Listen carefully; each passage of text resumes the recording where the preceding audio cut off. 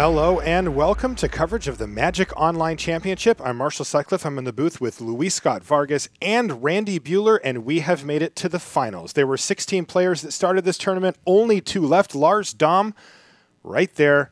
He has dominated this tournament from start to finish. He is looking to finish as strongly as possible by securing his championship. He's playing against Cory Lack.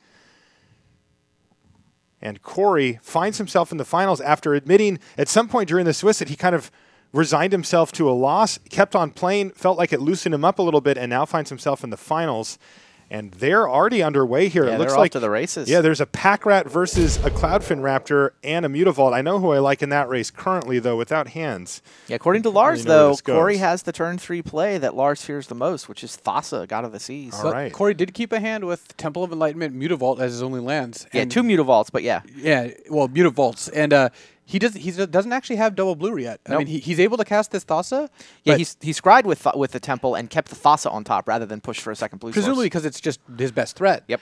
But this is going to leave him in a position where he can't actually cast, 2 double blue cards next turn. In fact, he No. might not even be able to cast 1. And he doesn't can't play a Detention Sphere Yeah. should he draw one. He's short the mana for Detention Sphere and the Sphere itself. Exactly. And between that and Lars being on the play, this could be actually a pretty quick win for Pack Rat. I mean, when Pack Rat carries away the game, it does not last a long time. No, and right now, Lars is fully on the Pack Rat plan, bashing with 2 of them. I mean, and he can see Temple, Mutavault, Not making another. He's going to make a Yeah. Lifebane Zombie. Okay. So this is him diversifying his Yeah, threats a he's little playing bit. around Detention Sphere, which seems smart here. He also Right. gets the Judges Familiar, which is currently Cory's only castable spell. It Hilarious. is. He also He's is got a going, white creature in his hand. He does. He's That's also not supposed to happen. He's also going to know that there is no Detention Oh, yeah. Sphere I- or oh, yeah. land to cast it. So he is going to be fully on the Pack Rat plan. Everything's here. Yeah, coming up Lars here. I really like this play because, yes, you slow down your clock a little because you give up, rats growing every turn, but you now know that you don't have to fear Detention Sphere. It makes it so much easier to go in. And Lifebane Zombie is still 3 power unblockable. Right. And as we saw, And the nabbed information Judges is Familiar. valuable. Yep. I mean, information, I think, was the main reason he played that. So Lars Even found a use for a Sire of Insanity this game. yep, that he did. Discarding into Pack Rat. Now he's scrying, looking at Mutavault. You keep that, right? Mutavault's got to be one of the better cards, I think. I mean, That could represent Yeah, maybe a he's full putting it turn on of top. clock here. there are very few cards you actually want when you're pack ratting, actively, but Right. Mutavault's one of them because it's basically pay 1 mana, give your whole team +1/+1. Right. Eventually even attacking as well. So Cory now has to, I think his best chance to win this game is to hit an island this turn, play something, and then next turn hit a Detention Sphere. And then he could be okay. But if he doesn't do that in basically that order, then he's in trouble. Because if he draws the Detention Sphere this turn, he's not casting anything. Right. And if he doesn't draw... He would have to keep it, I think. But Yeah, I think you'd have to keep it on top, but you're still in a pretty tough spot. So in a normal circumstances, that would be incredibly unlikely, right, to hit 2 perfect running cards, even if one of them's an island. But he's got Thassa, God of the Sea, to help guide him still up against it here. Yeah, it helps him a little bit. I mean, it's still not likely, but obviously it's a little bit more likely. oh, he pushed to the bottom. Yeah, that was sweet. We got Lars to watch changed that his on the mind. stream, actually. They brought it up. That was cool. All right. So Island. step 1, Plan A. Yeah, step 1. Cory just kept that on top since he knew. And I like playing the Master here. You have to go with the most powerful play, and Master is certainly that. I mean, it does stabilize his board, assuming it sticks. Yeah, I mean, Probably won't. Does Lars have any way to kill the Master currently? We know he's got a lot of them in his deck. we'll take a look at Lars' hand, and I don't think that, as of last turn, he had a Gray Merchant, but yeah, he did not have a way to kill the Master of Waves. So this is actually interesting because, Cory takes no damage here, right? Yeah, Lars might actually not even be able to attack because he can make rats into 3/3s, but Well, I suppose the zombie gets in either way, but not from the rats at least. right, the rats, they can become 3/3s, but that's not enough to get past a bunch of elementals blocking because 2 elementals are going to block one of the rats. Right, and then you one can can just block throw the one other. on the other. Right. So actually, just an uninjured Master of Waves might actually just be enough for Cory. He might not even need the Detention Sphere, which is kind of funny. I'm used to Master of Waves not being good enough, but Lifebane Zombie does get to hit Cory to 11, and then Lars can play the Gray Merchant, which drains for an additional 6. So that puts Cory to 5. So actually, Cory is going to lose the race to Lifebane Zombie. He actually might end up in a spot where he has to Detention Sphere to Lifebane Zombie instead of Pack Rat. Huh. Weird. Yeah, Lifebane Zombie is a threat here. And one reason I like playing Gray Merchant over over making pack rats here is just because it uses your mana better. I mean, it still might be better to wait on it, because actually, if you have Underworld Connections, waiting actually does look better. You can do it next turn and add an additional 2. Yeah. And also get to draw a card this turn. Yeah, he can Connections. He can even Thoughtseize. Is he going to Thoughtseize? No, he knows what enough. the cards are. He knows all cards, and they're all kind of interchangeable, so Right. Thoughtseizing doesn't really seem like it accomplishes much. Thoughtseizes an island. Which at this point is not Push what to the Cory bottom. wants. There's a white source. Godless Shrine. Now, this does potentially turn on future detention spheres, though it doesn't have any in his hand. Well, he already had one white source, so. Yeah. Oh, true, right. So at this point, Cory's play is not quite as exciting as last turn. I mean, True. He's just making a Frostburn weird. Thassa is becoming active. Cory can start Yes. attacking. And in come the elementals. Wow. And that's a 3-powered Cloudfin Raptor and Thassa, God of the Sea. So Cory assumes he's not going to die next turn. He can activate both Mutavaults. Those don't do anything here. But he can attack here for what? 5, 8, 9, 10, 11, 12, for 14. That drops Lars down to 11's 4. exactly the wrong number, though, right? Because Lars went with the Underworld Connections. He's got 1, 2, 3, 4, 5, 6 black pips. Exactly Grey enough. Merchant is 8. He is set up to attack for Xaxes. And bam. 2, 4, 6, 7, 8. Yeah. Lars's 3 Grey Merchants have been doing a lot of work for him this tournament. Wow. Crazy. And that's going to drop Cory Lack down to 3. This looked like a pack rat game, but it actually ended up not being a pack rat game at it was all. Lifebane Zombie. Wow. And that's it. Cory gives a head shake there. He's unhappy. But Lars is 1 game away from becoming our Magic Online champion. Why do you think Cory's unhappy? Is it because he lost the game or a different reason? I don't know, actually. He actually looked disgusted. Maybe there I was think a he thought he play. had that. Yeah. It was looking good for him for a Yeah, second. I don't think that he regrets a play. That was one of No. those, like, I thought, I was Yeah. behind. I thought I top decked my way out of it, and I got Thassa. Well, and I think if he thought went through like the same sequence we might have, it was Yeah. like, oh man, it looks like I can't win. Actually, no, I am kind of Wait a winning. minute. Yeah, this Master's going to get there. Oh, Let's take a look at Cory's sideboard here. We talked about it in the pregame here. What's coming in? What's coming out? Judging from last time, it looks like he might be bringing in Jace's, rapid hybridizations, and potentially domestication.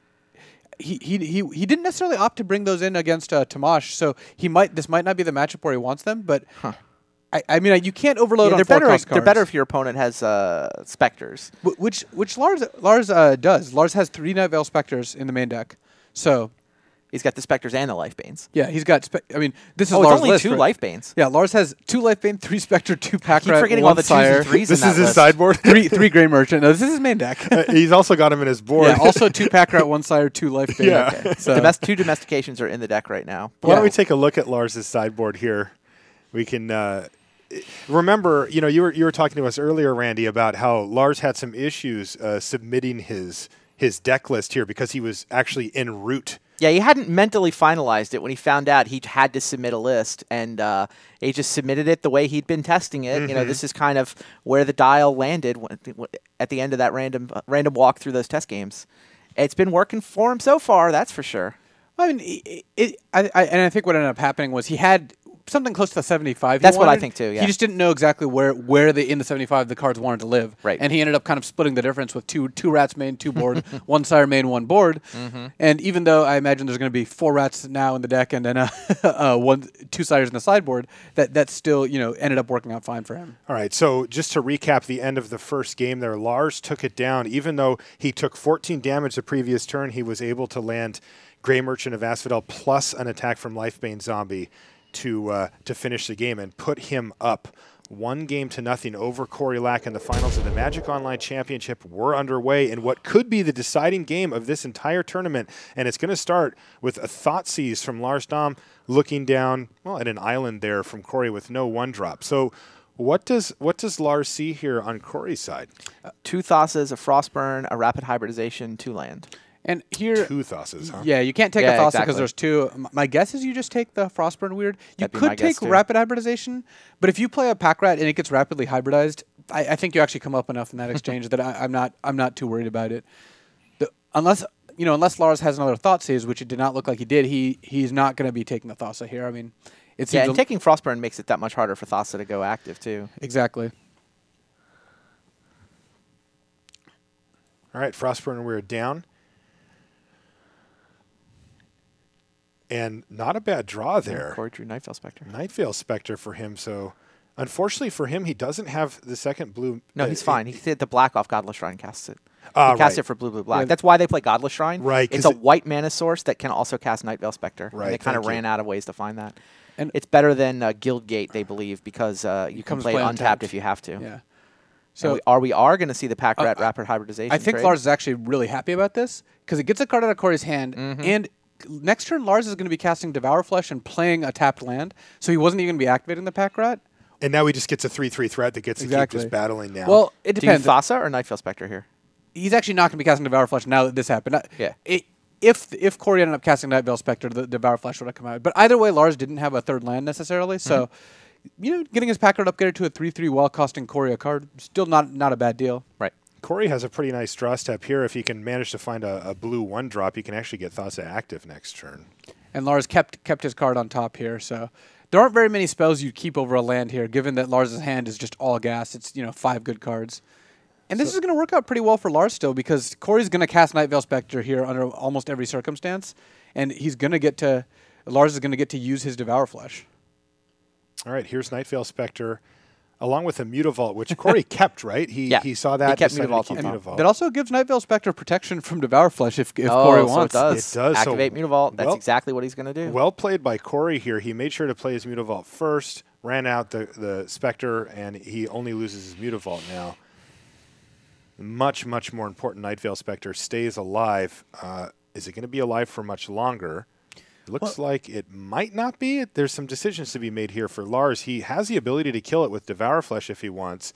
He can also just make a demon or even go for Underworld Connections if he wants to go super long game here. I like just making the demon here. I mean, you're not going to... Night Veil Spectre is going to hit you and it's annoying, but it's not going to generally get you all that much, Especially since... though Cory does have the Godless Shrine, the Godless Shrine is actually, I think, impacting Lars' thought process here. Without Makes the it Godless easier for him Shrine, to cast cards he gets with Night Veil Spectre. exactly. Without the Godless Shrine, then Lars could be pretty confident that Cory's not going to hit anything good.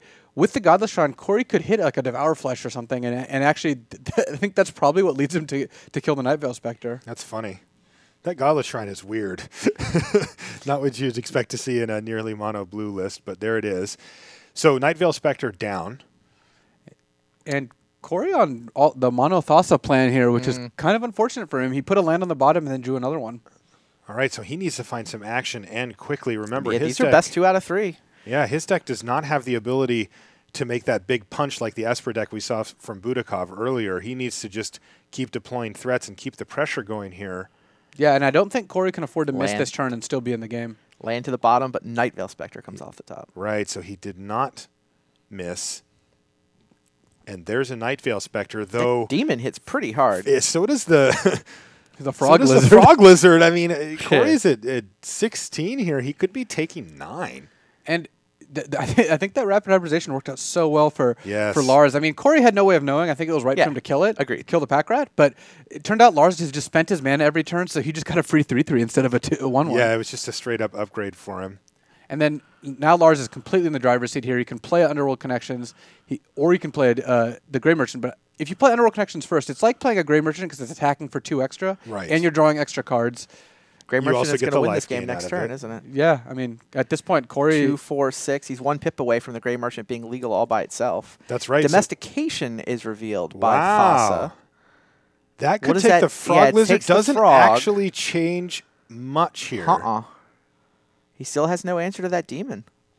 So it looks like Cory's just going to domesticate and potentially not attack with the Night Veil. Oh, no, he wants to attack with the Thassa, of course, yeah. So now he gets to hit for 7. He gets to sacrifice the frog to block the demon, essentially. But then Lars is just going to cast a Grey Merchant and is going to get Cory for the full 7. Isn't it 6? It's 6 Oh, it currently. looks like 6. It's 6 currently. Yeah, Cory so- can survive a Grey Merchant going to 1. What Cory does need to find is like a rapid hybridization or some other answer, though Cloudfin Raptor, I guess, delays the demon by a turn. Wow, so this is super close. Cory Lack's out of gas here with just one redundant Thassa God of the Sea sitting in his hand. He does, though, have Yeah, he's ahead a on board at this state. point. Yes, like he can untap and win, right? 5, 8, 10. He needs to play a land 2, 4. Well, it's actually really close because Actually, he can. Next turn, Lars is going to have to potentially cast Grey Merchant to try to survive. Right. But Lars actually drew an ultimate price, and if he, Oh my! Oh, if he no. ultimate prices the frog before attacking, That looks like the plan. That turns That means- Thassa off and means that if Cory wants to play, sack your He's gonna have to Spectre or take 6. What do you want to do, Cory? so if, He's thinking. I think you just have to take 6 here, right? yeah, I think Cory's just got to go to 1 I here. think Cory Oh is my supposed to take goodness. 6, but it is not going to work. Yeah, he goes to 1. The most Yeah, the good news is you can't play Grey Merchant this turn, but the most Cory can crack back for is 7. I mean, there aren't any haste creatures. yeah. No. So Cory's down to 1. Is there anything? How Second do you feel about Desecration second demon? Yeah. Yeah, that second changes demon. there. I mean, that even means that anything that this uses that Cory could hit off of Lars's deck Wow. and cast is out of the question now. He's looking at a Cloudfin Raptor. Which he knew was there last turn, but might not be good enough anymore. I mean, can he use it to tap down the demon, hit Lars, and hit? Is there anything he can hit off of Well, Lars's deck? He has double black. he could. Is there anything? The problem is if he uses the Raptor to tap down Demon, Thassa can't attack. He could make Night Veil unblockable, but one potential play is keeping the Raptor, tapping the Demon, and then hitting Grey Merchant off of Lars's library and casting it off your Right. other 5 lands. He does keep the Raptor. So it looks like Cory is not interested in sacking the Cloudfin Raptor if he's going to use Thassa to make herself unblockable. And make Night Veil unblockable. Could I'll make 'em both. Could make both unblockable. Looks like he's just going to make both unblockable. But this doesn't get it done. Well, he's on the board. It actually does, right? He hits Lars down to 2. Okay. Next turn, he can like sack Thassa and Cloudfin Raptor to tap both Desecration. Yeah. He can sack Right. Thassa first. Yeah, and this then play- fly over for the win with Night Veil Spectre. Yep. If Lars has nothing, Cory's making a play that can potentially win this game. But Lars puts his hands together because he's got Oh, he knows. He Grey knows. Merchant, and he knows he's about to become the Magic Online champion here. Going from 2 life to 1 life to all of a sudden 10 And life to negative There 6. it is. Wow. Grey Merchant goes on the Yep. stack, and that's going to do it. We have a champion. Lars Dam. Played great all week He long. really did. Big smile on his face, and why not? $25,000. He's going to be in the Magic Online Championship next year. He gets a seat in the World Championship. And we heard in that interview, he's now decided. He said to himself, "If I can win this tournament, I'm gonna take Magic a little more seriously. I'm gonna go to Pro Tour Atlanta. You know, this is we've seen a lot of players start out as Magic Online champions, Yes. and then become superstars. That's Reed right. Duke being the most obvious example. But Right. I mean, it's starting on Magic Online. This is where you can prove yourself. This is where you can get the skills you need to win all the events. That's Yep. right. Welcome back to the booth, guys. Marshall Cycle for Luis Scott Vargas and Randy Buehler. We're going to get Lars prepped for his interview, but whew, good stuff, huh? Wow. Yeah, that was pretty awesome. It's always nice to see someone who dominates the Swiss finish out the tournament. Right. Because I agree. it's just the clean follow through. It feels like he deserved it. He earned it. Like when Shota, went 11-1 at the Players Championship 2 years ago. Seeing him win would have been kind of cool, and it's nice that Lars ended up actually doing it. He just went 11-3 in the Swiss, and now just 2-0 the finals. And this was kind of a similar situation, too, where Lars really was out ahead of the pack significantly for the duration of our Swiss portion. Yeah, coming into the start of day 2, he was doing well, and then all of a sudden he just ran away with it. Right, and put himself in a great position here entering the finals. So I think we're ready to head down to the – oh, no, we're not quite ready. We're getting Lars ready for his interview. But You don't why don't we interrupt take a the look at victory the lap. bracket? Yeah, he's running around with his glass of water, very happy. Why don't we take a look at our tale of the top 4 here? Lars defeating Dmitry Budakov, our returning champion, to advance to the finals. That had Cory Lack defeating Tomasz Glit with 2 really strong draws and just kind of a dominant performance from Cory in the semifinals there. Yeah, I mean, it was not particularly close. He just detention speared all of Tomasz's pack rats. And Right. That was the kind of the story of the whole match. That was basic because he got to do it twice in one game, and with only 4 detention spheres around and really only 4 answers to pack rat, that was pretty nice. Put him into the finals versus Lars.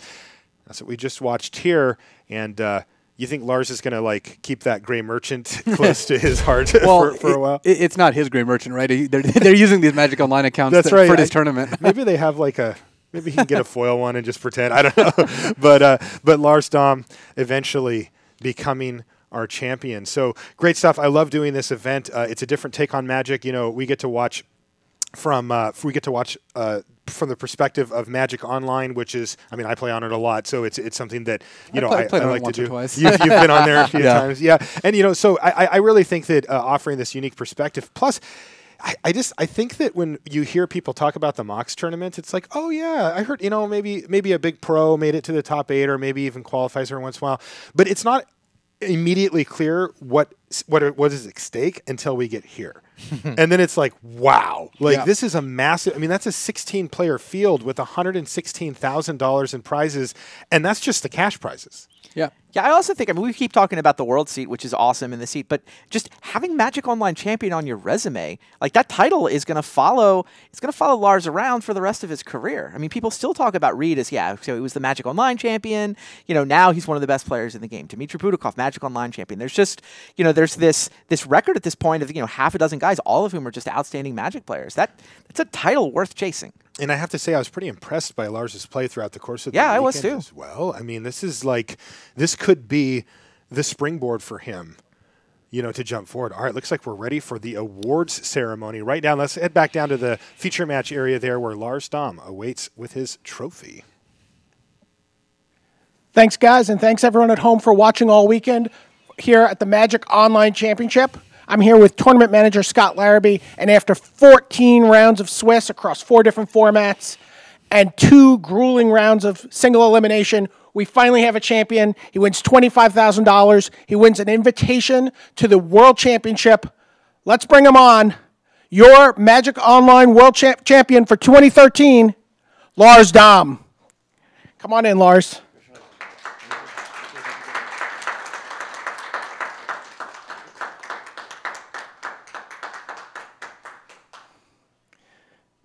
All right, Scott's going to get that ready so you can deposit it at the ATM, and we'll talk. We'll answer a couple questions. All right, I'm holding you to appearing at Pro Tour Journey into Nyx now. You were committed to it after our last interview. I am committed to it now. That is for sure. This is, success breeds success, so I will have to go there and see if I can repeat what I did here in some way. So tell us a little bit about how you got started playing Magic. What led you to this? How long have you been playing? Oh, I've been playing 15 years, I think. Something like that. 16 years, maybe. I started when my brother got into it a little bit, and I just saw that he was collecting these cool cards, so I thought, looks fun, I will join him. And then he just stopped playing altogether, and I kept going. And then I started playing tournament Magic, and I was hooked. I have been pretty much playing ever since then. Okay. And is this is clearly being the champion of Magic Online, clearly the highlight of your Magic career thus far? Yes, definitely. Yeah. I haven't won any other big tournament before, so yeah. How'd you qualify for all those Pro Tours, though? I have won a lot of PTQs. A lot of them. I have actually 3 or 4 more that I haven't gone to that I have also won, where it just didn't fit in the schedule, or I had schoolwork or other stuff to do. So now you're headed towards the World Championship. You're headed towards Pro Tour in Atlanta. What do you expect your next year might look like for Magic? I will probably play more Magic than I anticipated before this tournament. That is for sure. I will have to test a lot more than I thought I would. I would have to just devote a lot more time than I otherwise would have done. And then, how do you think people are going to react to you on Magic Online? The people that you deal with, what do you think the reaction is going to be now that you are the champion of the digital world? Well, I would hope that people will not complain that I'm lucky. That would be nice. It would be nice to have a little recognition instead of just having to listen to people complain every time you top deck something. We all do it. It happens. It's Magic. So that is the one thing I would like to see. Okay. And is there anyone, obviously no one prepares for a tournament by themselves other than Shota Yasuoka. So, is there anyone you want to thank at home or online who helped you prepare for this event? Martin Dang from Denmark. He helped me prepare. He told me play Mono Black. It's the best deck in Standard. And I was hesitant. I didn't like the deck really that much from just looking at lists. But he convinced me just to take it, and, well, it worked. Yeah, you were kind of like a pole-to-pole leader here in the tournament, and you're our most recent Magic Online Championship. I look forward to seeing you at Pro Tour Journey into Nyx and at the World Championships. For Lars Dam, this is Brian David Marshall sending it one last time back to the booth.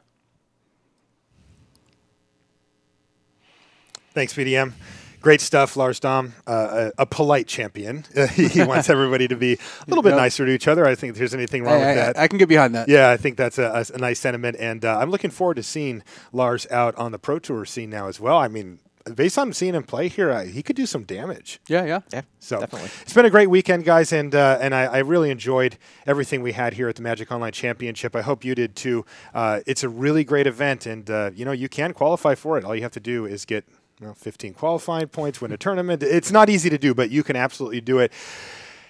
It's about time for us to go. Randy, Luis, I'm Marshall Sutcliffe. We also had Brian David Marshall down there, and we get a little shot of the old the big check. Might want to flip that one around, get that number on there for Lars Dam, our champion. Thanks everybody for tuning in with us here at the Magic Online Championship. We'll see you next time.